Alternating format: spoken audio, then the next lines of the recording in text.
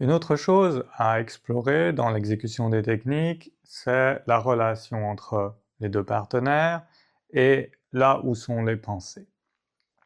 Lorsque vous êtes en train d'exécuter une technique, vous êtes en relation avec le partenaire ou l'adversaire. Identifiez où sont vos pensées.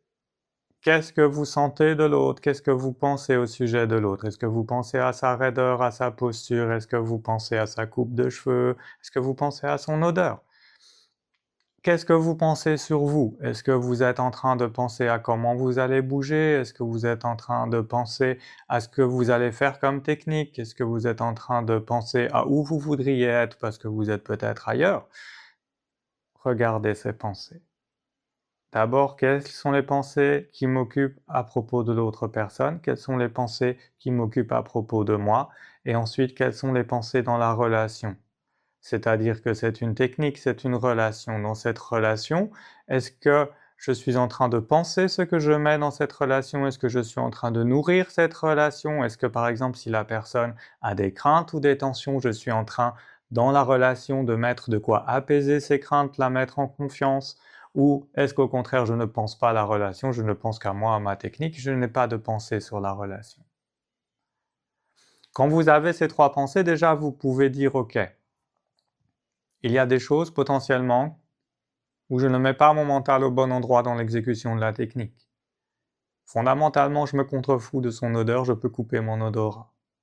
Fondamentalement, j'ai pas besoin de penser à ce que je vais manger après l'entraînement, même si j'ai très faim. Maintenant, est-ce que je pense à ce que je veux mettre dans la relation? Qu'est-ce que je suis en train de faire avec l'autre?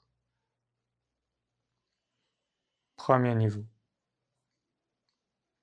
Ensuite, ces pensées sont complètement parasites et on n'en veut pas. Voilà. Il faut être, simplement être. C'est le chemin le plus dur sur l'énergétique. C'est tellement dur que simplement la recherche de être va vous amener à la pure réalisation de qui vous êtes. Vous ne pouvez pas chercher qui vous voulez devenir, vous ne pouvez pas souhaiter devenir, même si l'homme est un pur devenir, vous ne pouvez pas chercher à vous fixer sur l'avenir puisque vous devez être dans le présent.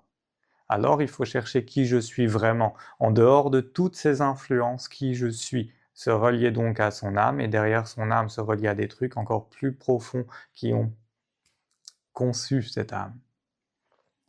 Alors, il faut simplement être. Je ne dois pas avoir de pensée sur l'autre car je m'emprisonne sur l'autre et son corps. Je ne peux pas avoir de pensée sur moi parce que ça veut dire que je suis que en moi et que je ne suis plus avec le monde. Je ne peux pas avoir de pensée que sur la relation parce que ça veut dire que je veux faire quelque chose sur l'autre. Je suis en train de projeter quelque chose sur l'autre.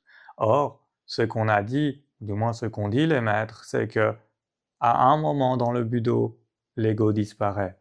Donc si je veux aller chercher cette disparition, je dois être en méditation et être. Je ne peux pas chercher à faire une technique, je ne peux pas décider de la technique avant que ça arrive, et je ne dois pas être prisonnier des formes, je dois être. Si je suis pleinement aligné, que je suis pur canal, alors je suis. Et je suis comme je suis, et c'est parfait comme je suis. Très très très très compliqué. Mais si dans cette technique, vous n'êtes plus bloqué par le partenaire, vous n'êtes plus bloqué par la relation, vous n'êtes plus bloqué par vos propres contradictions, alors que vous êtes et que vous n'êtes pas une intention que vous avez décidée avant la rencontre, mais que vous êtes pur canal de ce qu'est l'univers, alors vous êtes et alors la technique naît. Personne ne va comprendre ça. Mais enfin, vous me direz si vous comprenez ça, parce que ça demande, c'est vraiment très compliqué. On commence à être à partir du moment où on a refusé le monde et toutes les influences du monde, et là on est sur le début du chemin de être.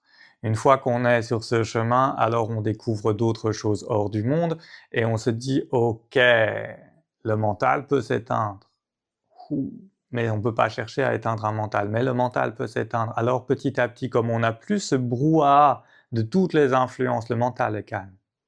Et on choisit quand notre mental est actif et quand il n'est pas actif. Quand il n'est pas actif, on est en lien avec un truc beaucoup plus haut, avec le tout, avec l'univers, appelez ça comme vous voulez. De toute manière, tant que vous n'avez pas expérimenté, aucun mot ne peut vous expliquer ce que c'est. C'est comme expliquer à quelqu'un ce que c'est que d'être dans l'eau. C'est quand vous balancez dans l'eau qu'il comprend ce que c'est qu'être dans l'eau. Peu importe tous les mots que vous pouvez utiliser. Donc, alors vous êtes.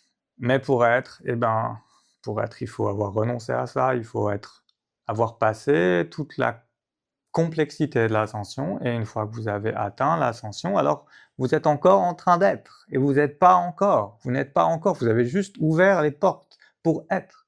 Et après, il y a ce travail de être, un travail qui échappe complètement au mental. Le mental ne peut pas comprendre ce qui se passe, et donc il faut avoir fait tout le chemin qui conduit à accepter que des énergies agissent sans que le mental comprenne quoi que ce soit, pour que ça puisse venir.